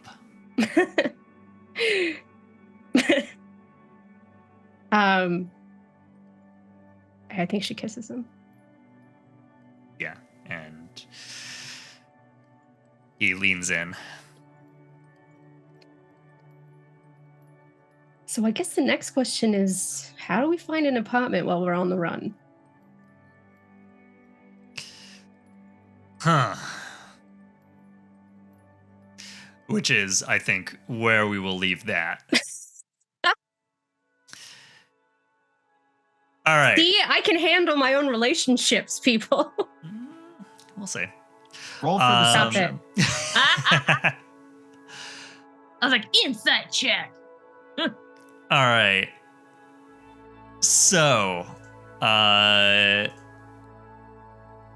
with that, I think we see the crew come back together around this big industrial work table in the center of the warehouse.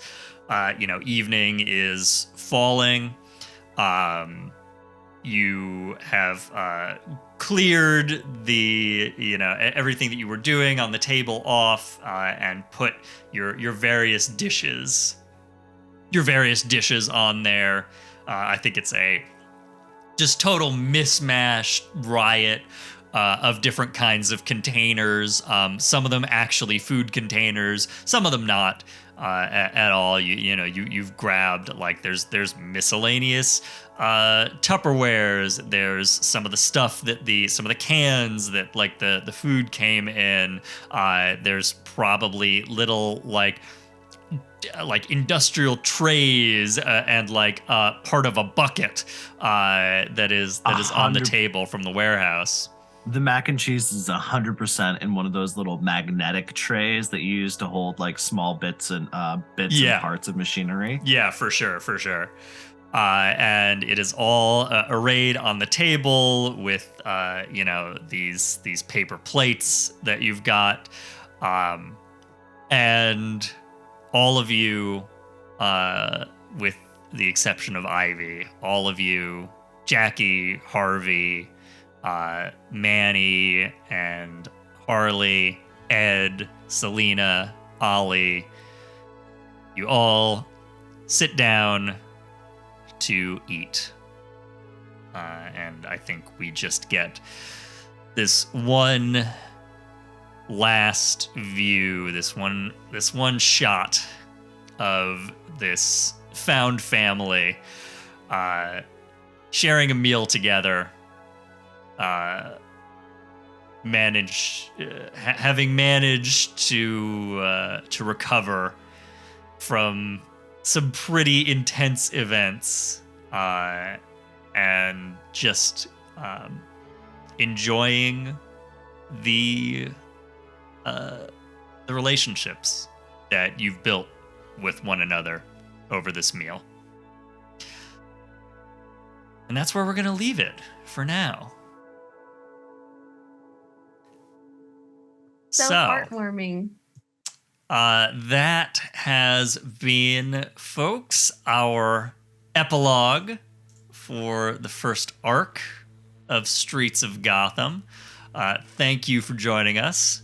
We will be back on Mondays at 8 p.m. in our usual slot. So join us for the next arc. We got some interesting stuff coming up for sure. Which as of this juncture, we are still planning. So it's so interesting that even we don't know what it will be. Yeah. So you're definitely going to want to come back for that. In the meantime, if for whatever reason you haven't caught the entirety of the first arc, you can go over to youtube.com/ManaPot Studios to watch our entire first arc of Streets of Gotham. We also have all kinds of other games that we have played on ManaPot Studios. Flights of Fandom, which this spun off from, has a bunch of great games up there to check out. Definitely go check all those out. Once again, I have been David. You can check out my tabletop RPGs over at dbb-8.itch.io, including In the Dark, which is the simplified multi-setting version of Blades in the Dark that we have been lightly playing in this epilogue. And for everything else that I do, check me out on Instagram. I'm now on Mastodon and Hive. Look for D. Brunel Brutman. And that'll do it. So, folks, what do we got for final shout-outs, plugs, etc.? Let's go from, I don't know, let's start with Maddie. Well, it's been real. It's been real fun. Had some real emotions. This has been great. I'm really excited to see what the new arc brings. But yeah, you can find me, as Cellar Tater on, again, various social medias. And I don't know if I have any shout outs. Like I said, I live under a rock. Continue to, I don't know, hopefully be good to other people, and definitely check out, everything David mentioned. Just there's a ton of good stuff, ManaPot's putting out. So yeah, really excited to come back and get into more emotions. All right, awesome. Pooja. Hey everybody, I am Pooja. As a reminder, you can find me at Pooja on Twitter and Tumblr, at least until Twitter is up, and at Poojabaraki on all your other socials, including Hive. And I'm going to be kind of pulling back on streams, other than like longer term campaigns that I am on. But follow my Twitter account. You'll find stuff there, like perhaps a flight I might pop into, some Feywild stuff, some horror stuff. It'll be a good time. And until then, have a wonderful end of year, y'all. We love you. Okay. Hopper. Still me. It's still Hopper. I'm fucked if I know where I'm going to be on social media. You can follow the Legend Cheer account on Instagram. And I'm also on there. And then I'll probably, I don't know, I'm assuming Twitter is going to be dead or functionally dead. It's basically, but you might be able to find me on some of the other places other people have mentioned. If not, check out twitch.tv/the_legend_tree. And I'm going to be trying to do more small games, and we're going to get some Gloomhaven going back up again. And I think this is going to air after the next Dark Visions episode. So come check out my weird, fucked up survival horror game where all my characters, all the player characters are evil. They're being played by the sweetest people you've ever met, and I'm trying to kill them. It's a D&D adventure where you're really not sure who to root for, the awful monsters in the worlds, or the really dark motherfuckers. It's very good. It's very sweet. It'll make you root for a cannibal, which is weird. All right, if you say so. Other than that, I don't know, be gay, do crime, and fight fascism in all its forms, until we see you in the new year. Great. And Marcy, bring us home. Hello. I have been Marcy. I will hopefully continue to be here in 2023. You can find me most places around the internet. I don't know, it's up for debate. Anyway, most places around the internet. I'm known as Experimental Madness or Marciful. Check me out. I'm on Tumblr. I'm on Hive. I'm on Mastodon. I haven't done a lot with those last two just yet, but as I'm figuring it out, I'm sure there will be some posts. Come follow me. As I'm not sure when this will air, I'm not going to do my usual, here's our schedule. But there's tons of cool stuff that's always happening on ManaPot Studios. There's still Flight to Fandom. There's still Hole in the World. There's a bunch of other games that we have. Check out our Discord, our calendar, our YouTube channel. You can find a lot of the past episodes, including all of the past episodes of Streets of Gotham. And we do have a great lineup coming up in the new year. So stay tuned for what that winter spring calendar is going to be. And everyone have safe, happy, wonderful holidays. All right. Amazing. And with that, we will close out and see you next time here on Streets of Gotham on ManaPot Studios.